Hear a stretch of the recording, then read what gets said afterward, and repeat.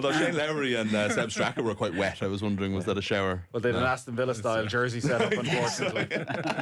A light blue is a Well, they were lucky the pants were okay, because the last thing you want on the golf course is swamp pass, which has been a feature a couple of times lately in the US. I like that one. We've all been there, folks.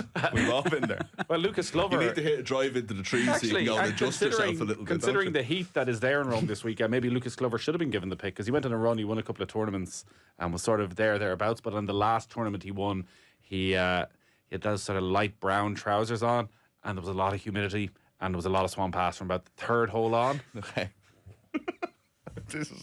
We've taken an interesting diversion before we get to the not boring question. Have you ever heard of Robert Garrigus? No, actually. Former PGA Tour player. And the only thing I ever think of with Robert Garrigus was the one time he got himself in contention, he had swamp pass the whole way around. And once you see it, you can't unsee it. No. You can't change your pants halfway around. Is that why Robert Garrigus doesn't make too many headlines? Sorry, I don't know if there's a rule against changing your pants halfway around. I presume they're not, because you can maybe put on your rain gear.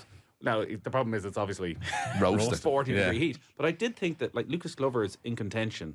So surely somebody has a word with his caddy and goes, I brought a new pair of pants off. Like, this isn't a good advertisement for what we're trying to advertise. I presume you're only allowed, like, there's very strict rules, so you're only allowed to use what's already in the bag.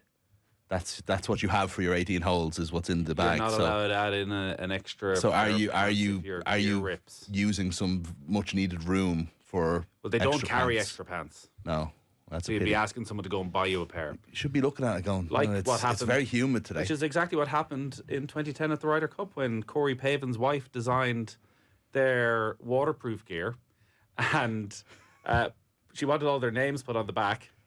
It turned out Celtic Manor that week was the wettest Ryder Cup of all time. It was absolute mudbath, Glastonbury-esque on the first day. Mm-hmm. And because they had altered the waterproof gear to put their names on the back, all the water was pouring through where their names were. So their waterproof gear didn't actually work. And they had to go into the tent. They had to go into the merchandise tent, the most inflated merchandise tent in the world, and buy 12 sets of waterproof gear. Their own, off the rack. Still designed.